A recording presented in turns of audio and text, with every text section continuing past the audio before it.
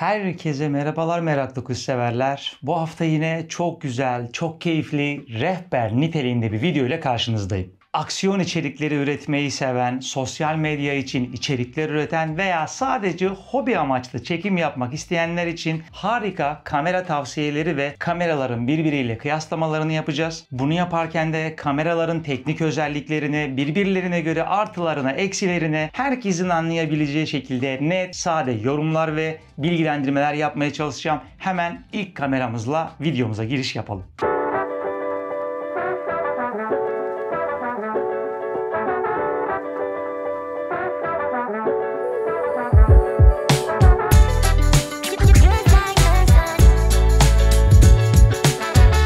Dostlar, videoya başlamadan önce her video öncesinde yaptığım küçük minnak ufak ricamı tekrar yeniliyorum. Eğer bu video vesilesiyle sizi kanalımda ilk kez misafir ediyorsam videoyu bir beğeniniz, aşağıya güzel bir yorumunuz ve kanala aboneliğiniz şöyle alnımızın terini silmek anlamına gelir. Ayrıca kanalla alakalı, videolarla alakalı veya benimle alakalı herhangi soru, sorun ve görüşünüz için de ister aşağıdaki yorumlar bölümünü, isterseniz de şu an paylaştığım Instagram adresimi kullanarak bana ulaşabilirsiniz. Çayımız, çorbamız, kahvemiz boldur. Gelin Instagram'da da iki lafın belini kıralım. Kanalımı takip edenler arasında farklı sporlarla uğraşan, farklı hobilerle uğraşan, içerik üretici, influencer, YouTuber gibi bir sürü farklı sektörden insan var ve onların her birinden gün içerisinde farklı yorumlar ve farklı sorular alıyorum. Elimden geldiğince de samimi ve hızlı bir şekilde geri dönüş yapmaya çalışıyorum. Elimde bir kameram olsun, dış mekanda çekim yapayım, bir kameram olsun, dalarken su altı çekimi yapayım, vlog çekeyim, ürün incelemesi çekeyim gibi birçok farklı kategoriden içerik üretmeyle alakalı istek ve dileği olanlar oluyor ve kafalarında tek bir soru var: hangi kamerayı seçmeliyim? Piyasada alabileceğiniz envai türde kamera var. Fakat ben bu video özelinde fiyat performans, pratiklik ve işinizi kolaylaştırma açısından farklı kategorilerde 5 kamera seçtim ve şimdi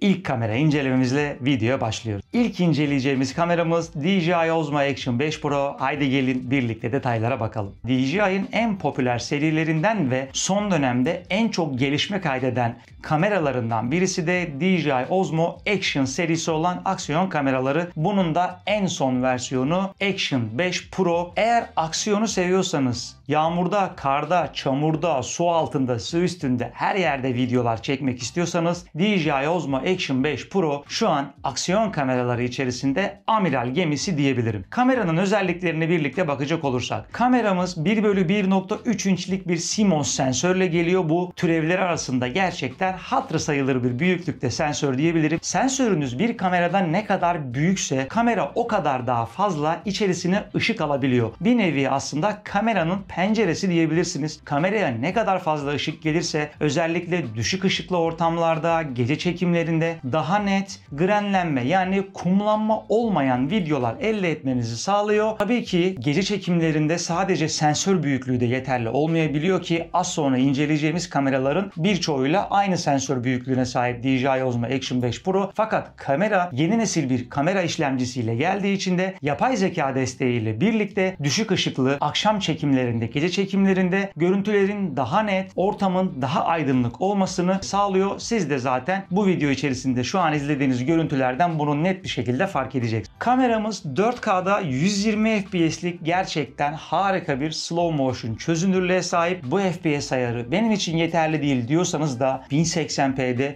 240 FPS'lik çekimler yapmak size son derece detaylı, keyifli ve izlemesi hoş ağır çekim videoları sağlayacak. Yine bu kameramız 40 megapiksellik oldukça hatırı sayılır bir fotoğraf çözünürlüğüne sahip. Ayrıca çektiğiniz fotoğrafları RAW formatında da kayıt edebilme özelliği sayesinde fotoğraflar üzerinde daha fazla renk düzenlemesi yapma ve daha özgür bırakma anlamında yine katkı sağlayacaktır. Action 5 Pro 155 derecelik bir ultra geniş açı seçeneğiyle geliyor size. Tabii ki aksiyon kameralarında ultra geniş açı çekimler yapmayı çok tavsiye etmiyorum ben, çünkü açı ne kadar genişlerse kenarlarda oluşan balık gözü efekti o kadar fazlalaşıyor. DJI firması bunu olabildiğince kısıtlamaya ve sınırlamaya çalışmış. Fakat yine olur ya, çekimlerinizde çok geniş açılarda videolar kaydetmek istiyorsanız, özellikle araç içi çekimler yapanlar 155 dereceden gayet memnun kalacaktır. Yine kameramız 360 derecelik bir Horizon Study özelliğiyle birlikte geliyor. Bu ne işe yarıyor? Özellikle aksiyon sporlarıyla uğraşıyorsanız siz videoyu çekerken görüntünün sürekli sağa sola hareket etmemesi, dalgalanmaması için ve kameranın net dümdüz bir görüntü alabilmesi adına bu özellik son derece faydalı olacaktır. Eğer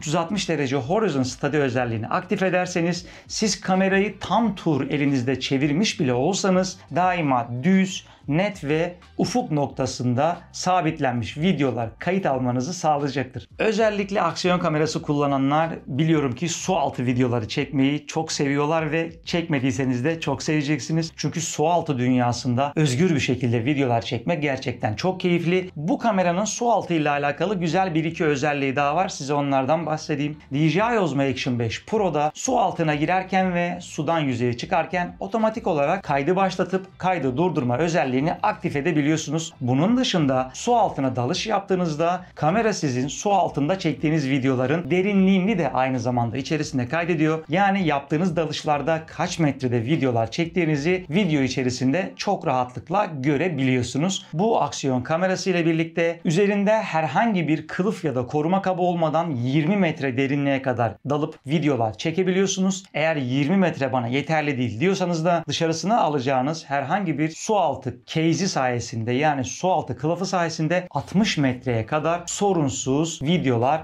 kayıt edebilirsiniz. Yine bu kameramızda bize gelen ve son dönemde neredeyse cep telefonları dahil tüm kameralara yavaş yavaş adapte olmaya başlayan aktif takip özelliği. DJI Osmo Action 5 Pro içerisinde bulunan yapay zeka destekli aktif takip özelliğiyle nesneleri, kişileri, objeleri daima kadrajın ortasında sabit bir şekilde tutabiliyorsunuz. Çektiğiniz videonun kompozisyonu açısından çok daha bütüncül içeriklere sahip olmanızı sağlayacak. DJI Osmo Action 5 Pro'nun bence en göz alıcı özelliklerinden birisi pil performansı ve video kayıt süresi. Bu cihazla birlikte 4 saate kadar videolar kaydedebiliyorsunuz. Tabii ki ortamın sıcaklığına, soğukluğuna vesaire gibi durumlara göre bu süre alçalabilir ama 4 saate kadar çekim yapabilmek gerçekten tek bataryayla harika diyebilirim. Eğer bu bana hala yetmez diyorsanız da cihazla birlikte alırken Adventure Combo seçeneğini seçerseniz yanında birkaç tane daha pile sahip oluyorsunuz ki bu size tüm gün çekim yapma rahatlığını ve avantajını sağlıyor olacak. Ve bu kamera özelinde son bahsedeceğim artı özellik mikrofon 2 desteği. Bildiğiniz gibi DJI'nin son dönemde ürettiği dronlardan kameralara kadar tüm cihazlarla eşleyebileceğiniz bir DJI Mikrofon 2 serisi var. Şu anda benim halihazırda ses kaydı yaptığım mikrofon da DJI Mikrofon 2. Son derece net, kaliteli ve temiz ses kaydı yapmanız için olmazsa olmazınız diyebilirim. Action 5 Pro sahibi olursanız da 2 adet DJI Mikrofon 2'yi kablosuz olarak aksiyon kameranıza bağlantı sağlayabiliyorsunuz ki bence bu da son derece güzel bir özellik. Şu an videonun alt kısmında güncel olarak fiyatını görüyorsunuz DJI Osmo Action 5 Pro'nun ve gerçekten türevlerine göre negatif yönü diyebileceğim yönlerinden birisi tabii ki de fiyatı. Sadece bu kamerayla alakalı değil. Bildiğiniz gibi günümüz şartlarında ülkemizde maalesef teknolojiye erişme babında sorunlar yaşıyoruz. Bunlardan en başta gelen problemimiz de fiyatı. Artılarına bakacak olursak pil performansı kesinlikle mükemmel, 4 saat. Su altı çekim özellikleri, otomatik kayıt başlatma ve durdurma özelliği, daldığınız derinliği kaydediyor olması, 155 derecelik bir çekim açısı ve bu açı içerisinde 360 derecelik bir ufuk sabitleme özelliğinin olması, DJI Mikrofon 2 ile sorunsuz bağlantı yapıyor olması, özellikle gece çekimleri yapanlar, düşük ışık çekimi yapanlar ki görmüşlerdir detaylarda, harika diyebileceğimiz bir video parlaklığına sahip oluyorsunuz ki ister dış mekan ister iç mekan çekimlerinizde mükemmel sonuçlar alabilirsiniz. Eğer bu kamera bana uygun, ben bunun bütçesini de kaldırırım diyorsanız DJI Osmo Action 5 Pro'yu kesinlikle tavsiye ederim. Geliyoruz ikinci inceleyeceğimiz kameraya. O da Action 5 Pro'nun bir önceki versiyondan kardeşi DJI Osmo Action 4. Haydi gelin hep birlikte inceleyelim. DJI Osmo Action 5 Pro'ya bütçem yetmez ya. Ben daha alttan başlayayım ama gerçekten aldığım kamera DJI Osmo Action 5 Pro kadar performans versin İstiyorsanız DJI Osmo Action 4 size çok güzel bir çözüm diyebilirim. Hali hazırda da aktif olarak kullandığım kameralardan birisi DJI Osmo Action 4 ki kanalımda DJI Osmo Action serilerinin birbiriyle ve farklı kameralarla kıyaslamaları mevcut. O videolara da göz atarak daha net bilgi sahibi olabilirsiniz. Fakat bu video özelinde size kısaca Action 4'ü hemen tanıtmaya başlayayım. Action 4 kameramız da yine yeni versiyonu Action 5 Pro'larda olduğu gibi 1/1.3 inçlik bir CMOS sensörle geliyor. Bu da yine düşük ışıkta Action 5 Pro kadar güzel sonuç vermese de hatırı sayılır, sizi memnun edecek bir düşük ışık performansı sergiliyor. Mutlaka bu aklınızın bir kenarında olsun. Yine bu kameramızda 4K 120 FPS'te ağır çekim videoları kaydetmenize olanak sağlıyor. 1080p'de 240 FPS'lik süper slow motion videolar çekebiliyorsunuz. Mutlaka bu da aklınızın bir kenarında bulunsun. DJI Osmo Action 5 Pro'da olduğu gibi Action 4 cihazımızda yine 10 bitlik D-Log görüntüler çekmemizi sağlıyor. D-Log videolar çektiğinizde ya da M-Log ya da S-Log, bunlar markalara göre farklılık gösteriyor ama temeli aynı. Daha ham renklerde, daha flat, yani videoyu izlediğinizde gri renklerin soluk olduğu bir video çekmiş oluyorsunuz. Fakat siz bunu post prodüksiyonla renklendirme aşamasına aldığınızda normal bir videoya göre 2 kat 3 kat daha geniş bir dinamik aralığa sahip oluyorsunuz. Videonun renkleriyle, ışığıyla, kontrastıyla, gölgesiyle çok daha rahat oynayabilmenizi sağlıyor ve bu sayede çok daha sinematik, çok daha profesyonel videolar kaydediyorsunuz. DJI Osmo Action 4 D-Log videolar çekme anlamında sizi hiç pişman etmeyecek. DJI Osmo Action 4'te de Action 5 Pro'da olduğu gibi 360 derece Horizon Study özelliği mevcut. Yani neydi bu? Siz kamerayı tam tur kendi ekseni etrafında döndürseniz bile ufuk çizgisini baz alarak sarsıntısız temiz videolar çekmenizi sağlıyordu. Ayrıca tabii ki sarsıntı önleme babında da bir hayli aktif diyebilirim. İster Action 5 Pro alın, ister Action 4 alın veyahut da GoPro tercih edin. Aksiyon kameralarında ve diğer kameralarda AIS denilen elektronik imaj sabitleme sistemleri kullanılıyor. Bu ne anlama geliyordu? Elinizde kamera sallanırken aslında cihazınız videoyu sizin ekranda gördüğünüzden biraz daha büyük halde kaydediyor ve ortasındaki gördüğü alana kendini odaklayarak o alanı sabit tutup kamera içerisinde çektiğiniz videoyu sağa sola yukarı aşağı oynatarak daha sabit, daha net videolar çekmenizi sağlıyor. Bunun dezavantajı neydi? Eğer bu tarz AIS sistemine sahip cep telefonu veya kamera kullanıyorsanız özellikle ışık miktarı azaldıkça, yani gün batımı, gece çekimleri veya düşük ışık çekimlerinde kamera önünde netleyebileceği bir nesne göremediği anda imaj sabitlemesinde sorunlar çıkmaya başlıyor. Bu da lütfen yine aklınızın bir kenarında bulunsun. Ben çok fazla düşük ışık çekimi yaparım ama pürüzsüz videolar çekmek istiyorum diyorsanız onun da çözümü az sonra videomuzda. Bu aksiyon kamerasıyla da ben abi su altı çekimleri yapacağım, dalmak istiyorum, su altı dünyasını keşfetmek istiyorum diyorsanız da 18 metreye kadar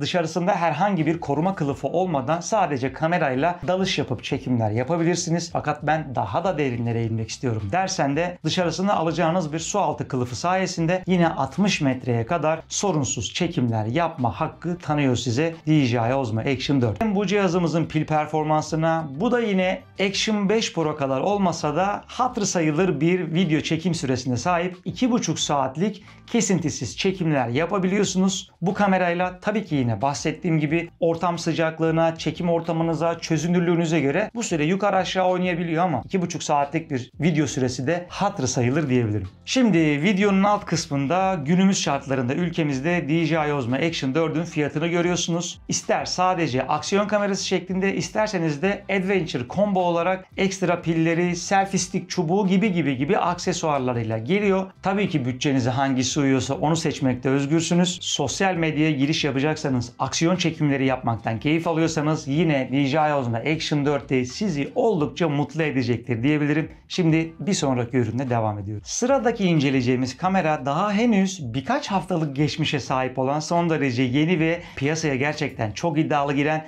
Insta360 X5 modeli. Haydi gelin hep birlikte inceleyelim. Insta360 serisi gerçekten piyasadaki tüm kameralardan farklı özelliklere sahip diyebilirim. Birincisi, adından da anlaşılacağı üzere 360 derecelik çok geniş bir açıya sahip çekimler yapmanızı sağlıyor. Hatta bu sosyal medyada gördüğünüz dünya sanki böyle yuvarlak bir haldeymiş de siz üzerinde yürüyormuşsunuz gibi gözüken o efektli videolarda Insta360 serisiyle çekiliyor. Bu kameranın türevlerinde olmayan gerçekten farklı özellikleri var diyebilirim ki bunu kullandıkça fark edeceksiniz. Şöyle sıralamak gerekirse, birincisi, bu kamerayı kullanıyorsanız herhangi bir kadraj veya ekran takip etme derdiniz olmuyor. Tek yapmanız gereken şey kamerayı elinize alın ve dümdüz videoyu çekeceğiniz alanda yürüyün. Çünkü bu cihaz ön ve arka kamerası sayesinde tüm alanı 360 derecelik kayda aldığı için gökyüzünden yeryüzüne, önden arkaya tüm alanı tek bir video içerisinde toplayabiliyor. Siz daha sonrasında bu videoları bilgisayara aktarırken ya da cihazınız üzerinden organize ederken özel bir yazılım sayesinde ister selfie modda kendinize odaklayarak çektiğiniz videoyu dışa aktarabiliyorsunuz. İsterseniz dışarıda oluşan bir olayı odak noktasını alarak onu dışarıya aktarabiliyorsunuz. Veyahut da kamerayı bir yere bırakıp siz etrafında yürürken, gezerken kameranın videosunun aktif olarak sizi takip etmesini sağlayabiliyorsunuz ki bu aktif takip özellikleri içerisinde Insta360 X5'in gerçekten hatırı sayılır bir özelliği var diyelim. Özellikle yapay zeka desteği sayesinde sorunsuz ve keyifli aktif takipli videolar çekmenizi sağlıyor. Buradan bahsedecek olursak Insta360 X5 cihazımızda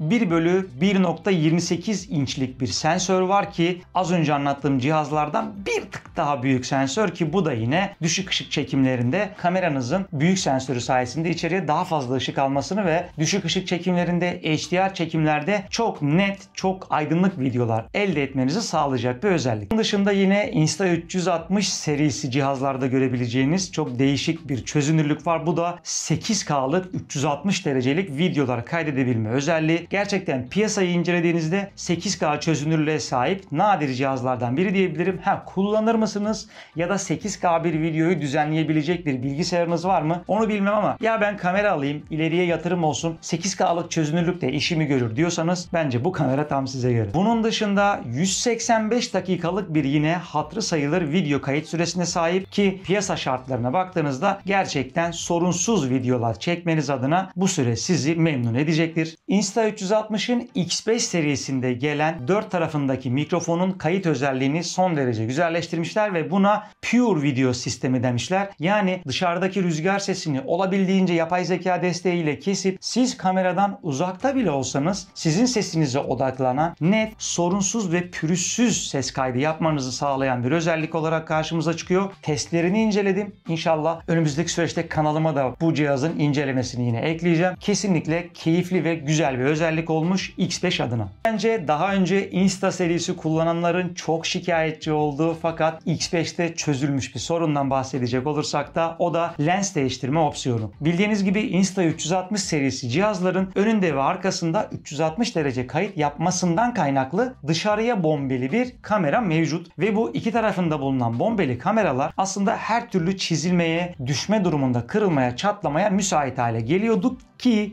X4 sahiplerinin bence yani bir önceki versiyonun sahiplerinin en büyük problemi buydu. X5'te işte bunu çözmüşler. Siz kameranın önünde ve arkasında bulunan bombeli o lensleri, o mercekleri kendiniz çok rahat bir şekilde yurt dışından sipariş vererek manuel bir şekilde değiştirebiliyorsunuz. Herhangi bir teknik servise gerek kalmadan, herhangi bir desteğe gerek duymadan lensi değiştiriyor olabilmek gerçekten çok güzel bir özellik olmuş. Tabii ki bu yine 360 serisi cihazların düşmeye, kırılmaya, çizilmeye karşı hassas olduğunun bir göstergesi. Yani bu kamerayı alırken son derece dikkatli kullanmanızda fayda var. Bunu bildiği için de bu firma kameraların içerisinden bir adet saklama çantası çıkıyor. Yani kamerayı özel bir kılıfın içerisinde taşıyorsunuz. Tabii ki çekim anında başına ne gelir bilinmez ama değiştirilebilir kamera opsiyonunun olması bence bu cihazı alacaklar için güzel bir seçenek olmuş. Bu cihaz özelinde şu an aşağıda güncel fiyatını paylaşıyorum ki yurt dışına nazaran gerçekten ülkemizde hatırı sayılır bir fiyat farkı var arada. Yine de fiyatına rağmen abi kamera yeni çıkmış, 8K özelliği var. Gerçekten 360 derece herhangi bir odak kaygısı yaşamadan videolar çekmek beni rahatlatır diyorsanız kesinlikle size göre, benden size söylemesi.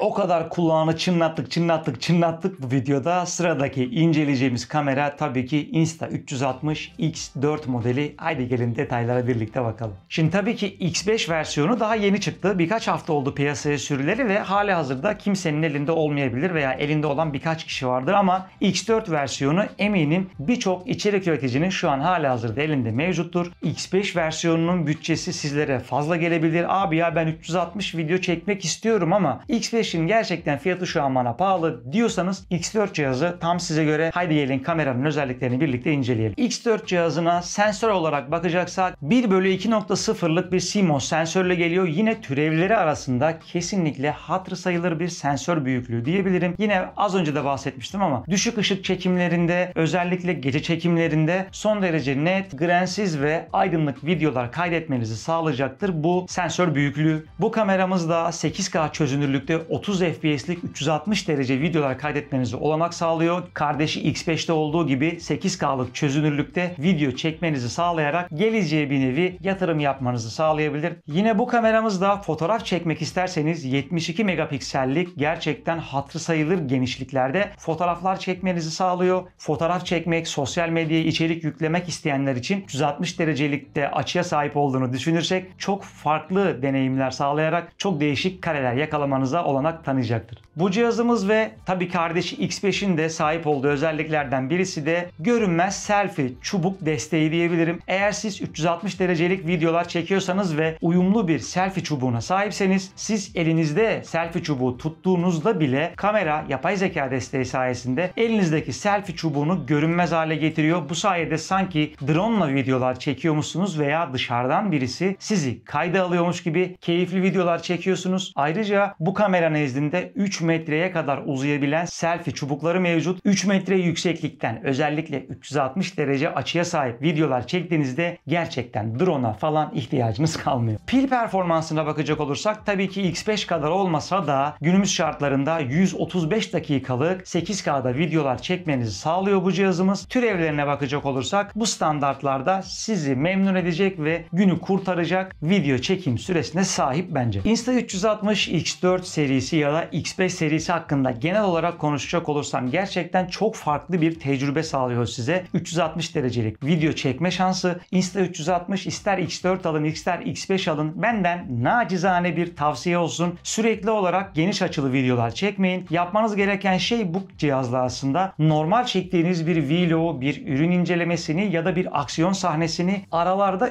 360 nimetlerinden faydalanarak daha esnek, daha değişken ve piyasa şartlarında herkesin görebileceğinden farklı açılarda izleyicilere sunmak daha mutlu bir kitle sağlayacaktır. Ve geliyoruz bu video içerisinde bahsedeceğimiz en son kameramıza, o da DJI Osmo Pocket 3. Haydi gelin hep birlikte detaylarına bakalım. Bu video içerisinde anlatacağım kameralar dahilinde gerçekten en değişik, bana göre en gelişmiş ve en az solist kamera diyebilirim ki zaten videonun bilerek sonuna sakladım. Benim de halihazırda uzunca bir süredir kanalımda video çekimlerinde kullandığım ki bu videoyu da DJI Osmo Pocket 3 ile çekiyorum. Aktif olarak sevdiğim ve severek kullandığım bir kamera. Detaylarından sizlere bahsedecek olursak, kameramız gerçekten piyasa şartlarında sahip olabileceğiniz en büyük sensör dediğimiz 1 inçlik bir CMOS sensöre sahip. Düşük ışık çekimlerinde ya da gece çekimlerinde gerçekten videolarınızın ne kadar kaliteli olduğuna inanamayacaksınız. Çok net, pürüzsüz çekimler yapmanızı sağlıyor. Bu kamerayı türevlerinden birkaç adım öne geçirecek bir özellik. 4K'da 120 FPS'lik slow motion videolar çekmenizi sağlıyor. Tabi siz burada çözünürlüğü aşağı çektiğinizde 240 FPS'lik süper slow motion videolara da sahip olabiliyorsunuz. Pocket 3 serisinde gelen yeni özelliklerinden birisi de döndürülebilir ekran. Bildiğiniz gibi döndürülebilir ekran sayesinde ister yatay kadrajda isterseniz ekranı dikelterek de dikey kadrajda Instagram için, YouTube için, TikTok için shortslar, reels'lar çekmenizi sağlıyor. Fakat döndürülebilir ekranla alakalı ufak tefek problemler yaşayanlar var. Bununla alakalı yine çok güzel bir detay video çekmiştim. Aklınızda eğer ekranın dönmesiyle alakalı bir soru veya soru işareti varsa o videoları izleyebilirsiniz. Pocket 3'ün daha önce anlattığım kameralar ve etrafınızda gördüğünüz diğer cihazlardan en büyük ve en farklı özelliklerinden birisi motorlu mekanik bir gimbal sistemine sahip olması. Bu ne anlama geliyor? Daha önce anlattığım kameralarda EIS denilen aslında elektronik imaj sabitleme sistemi kullanılıyor ki bahsetmiştim. Orada mantık şu: kamera önünde önünde bir nesneyi kendine ya da çektiği alanı netliyor ve siz kamerayı elinizde salladıkça ya da sarsıntı yarattıkça kamera ortadaki nesneye odaklayarak görüntüyü sağa sola kaydırarak zıt yöndeki hareketlerle çektiğiniz videonun net olmasını sağlıyor. Osmo Pocket 3'te buna bakacak olursak aslında bu şuna benziyor. Cep telefonuyla çekim yapanların görmüşsünüzdür. Ellerinde mutlaka bir el gimbalı bulunur. Cep telefonunuzu o gimbala bağlarsınız. Siz yürüdüğünüzde, sarsıntı yarattığınızda o gimbal mekanik motorları sayesinde cep telefonunun videoları daha pürüzsüz çekmesini sağlar. Ki bu sistemin aynısını aslında drone'larda da biz görüyoruz. İşte bu teknoloji bu cihazda bir araya getirilmiş. Bu cihazımızda kameramız aslında 3 eksenli bir mekanik motora sahip. Bu sayede siz kamerayla çekim yaparken, yürürken, eğerken, kaldırırken motorlar ters yönde hareket ederek mekanik bir stabilizasyon sağlıyor. Mekanikliğin de güzelliği şu: diğer kameralarda olduğu gibi hiçbir şekilde ortamdaki aydınlığa ihtiyacınız kalmıyor. Gece karanlığında bile videolar çekseniz gimbal daima sizin hareketinize göre çalıştığı için bütün videolarımız çok net ve sarsıntısız olarak kayıt altına alınıyor. Bu cihazımızın da pil süresine bakacak olursak yaklaşık 180 dakikalara varan bir pil kullanımına sahip oluyorsunuz ki bu tabii ki çektiğiniz yine videonun çözünürlüğüne göre değişiyor. Ayrıca bu cihaz nezdinde yine combo paketli bir ürün alırsanız yanında size ekstra bir batarya gücü sağlayan handle aparatıyla geliyor ki bu sayede o handle aparatını Pocket'a taktığınızda sıfırdan %70'lere kadar yaklaşık 16-17 dakikada şarjını tekrar fullleyebiliyorsunuz ve bu da çekimlerinizde size %70'lik bir ekstra kayıt süresi sağlıyor. Bu yönüyle de yine sizi yarı yolda bırakmayacak bir cihaz. Şu an yine piyasa şartlarında aşağıya fiyatını bırakıyorum. Gerçekten diğer kameralar nezdinde fiyatı bir tık yüksek olabilir. Bence o da bu dönemlerde bu kameranın çok fazla marketlerde bulunmuyor oluşu. Niye anlamıyorum ama DJI Osmo Pocket 3 serisi piyasaya sürüldüğünden beri sürekli böyle belli zamanlarda bir tükenip birkaç ay piyasada bulunmuyor ve tabi bunu fırsat bilen bazı arkadaşlarımız da fiyatları bir ayla yükseltiyor ve bu da bizim için olumsuz bir özellik. Bunun yanında cihazın artı ve eksi özelliklerinden bahsedecek olursak kameramız motorlu bir gimbal'a sahip olduğu için, yani mekanik bir sabitlemeye sahip olduğu için bu aslında bu kamerayı dış etkenlere karşı olabildiğince hassas hale getiriyor. Yani siz bu kamerayla tozda, çamurda, yağmurda, suda çekimler yapamazsınız. Insta serisinden veya Action serisinden bağımsız olarak. Abi ben vlog çekerim, ya ben dikey videolar çekerim. Benim için kamera odaklaması, arka plan bulanıklığı, dikey çekimler ve çektiğim videoların gece olsun gündüz olsun imaj sabitlemesi, yani sarsıntısız olması ve net olması benim için önemli diyorsanız DJI Osmo Pocket 3 tam size göre, ama dipnot olarak yine belirtiyorum, bu kamerayı dış etkenlere karşı korumanız gerekiyor. Ve geliyoruz videonun kapanış bölümüne. İnşallah video çok uzamamıştır. Hani elimden geldiğince bilen bilmeyen, ilk defa gören herkes için kameralar hakkında detaylı bilgiler vermeye çalıştım ki son olarak da şöyle alt tarafa güzel bir tablo bırakıyorum. Bu tablo sayesinde anlattığım bütün kameraların birbirlerine göre özelliklerini, avantajlarını ve dezavantajlarını çok daha rahat bir şekilde görebilirsiniz. Hatta aklınıza takılan bir nokta varsa bence bu tabloyu birkaç saniye daha sizlere sunayım ki ekran görüntüsü alarak daha rahat bir şekilde video sonrasında da yanınızda taşıyabilirsiniz. Kamera alma arifesinde olan bir arkadaşınız ya da sizseniz bakarak faydalanabilirsiniz. Bunun dışında kameralar hakkında tekrar şöyle bir hızlıca özet geçmem gerekirse, aksiyon çekimleri yapacaksanız ister su altı olsun ister su üstü olsun DJI Osmo Action serileri ve Insta360 serileri sizler için biçilmiş kaftan. Hemen hemen şu an piyasa şartlarına bakacak olursak Action 5 Pro ile Insta360 X5'in fiyat ve performans oranları birbirine yakın diyebilirim. Onun dışında Insta360 X4 ile de DJI Osmo Action 4 birbirlerine yakın. Fakat siz, abi ben vlog çekmek istiyorum, benim için önemli olan aksiyon değil çektiğim videoların netliği, pürüzsüzlüğü ve keyifli olması diyorsanız o zaman size kesinlikle tavsiyem DJI Osmo Pocket 3, DJI Osmo Pocket serisi cihazları aslında Pocket 1'den beri tecrübe ediyorum. Yani nereden bakarsanız 2020 yılından beri yaklaşık 5,5 yıllık süredir DJI Osmo Pocket cihazlarıyla içerik üretiyorum ve şu ana kadar düzenli ve temiz bir şekilde kullandığım için hiçbir problem yaşamadım. Almak isteyenlere de kesinlikle tavsiye ederim. Bunun yanında tabii ki DJI Osmo Action serisinde kullanıyorum. Özellikle yaz döneminde ya da aşırı yağmurlu havalarda çekim yapmam gerekiyorsa Pocket 3'ü tehlikeye atmaktansa DJI Action serisi gibi aksiyon kameraları benim son derece işimi kolaylaştırıyor. Yine bu video nezdinde abi ya GoPro'ları niye anlatmıyorsun diyenler için arkadaşlar GoPro'larla maalesef hiç ciddi tecrübem olmadı. Biliyorum Action serisiyle birebir neredeyse aynı özelliklere sahip ama hani aktif olarak kullanmadığım, çok elime almadığım, menülerine hakim olmadığım bir cihazı da size anlatmayı uygun görmedim. Lütfen bunu da mazur görün. Bir sonraki video görüşene kadar kendinize çok dikkat edin. Allah'a emanet olun. Görüşmek üzere.